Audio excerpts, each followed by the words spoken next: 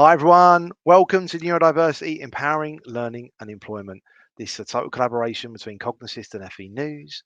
This is FE Reel 6, and this week we're going to be evidencing learner support and what's required.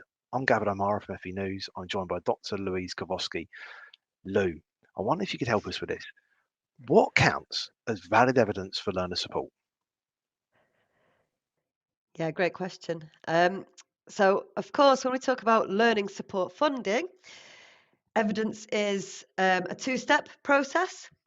So you have your initial assessment and evidence of learning needs, and you have to have a needs assessment as well to outline the impact of those needs on the completion and also reasonable adjustments that may be required for that learner to be able to complete their program. We've got a great case study actually on our website from one of our client partners, Skern, where the key to their success was showing a supportive journey throughout. So monthly evidencing of reasonable adjustments is really important as well. This is also evidence, and it needs to be implemented for all learners who require and are receiving support. So I suppose what I'm saying is consistency and confidence in your processes are what are critical to robust evidencing. Cognosys actually aims to provide critical information as part of that process. We offer enhanced reporting to support a needs assessment, and we always recommend that tutors conduct these directly with learners because, as we know, two learners may have the same diagnosis, but actually very different needs. So we can't just assume that, to offer blanket support, you need to be talking with learners on a case by case basis because that is true equity, which will get you results. Our assessment actually is performance based and it offers insight into cognitive differences and learning needs. And we have things like performance validity testing, which prevents gaming and prevents misuse and false results as well.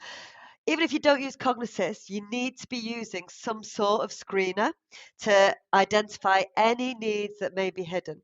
I was just talking yesterday with a client actually who was comparing numbers. She said she had 7 learners enroll this year with EHCPs, education and healthcare plans, and actually 200 have been identified in this year on our assessment. So that tells you how many learners' needs are hidden that need to be surfaced. I'm not saying all of them will require support, but that needs conversation will need to be had with those learners to determine whether they do.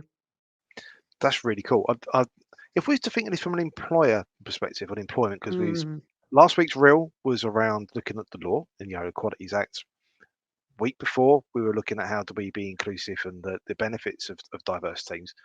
How can we evidence learner support, or how can we evidence, as an employer perspective, supporting your staff, particularly if you're maybe thinking of access to work requirements? What sort of things would you sort of take from education world that you could then maybe deliver in for employers? absolutely. Well, that conversation, the needs assessment conversation applies to the workplace as well.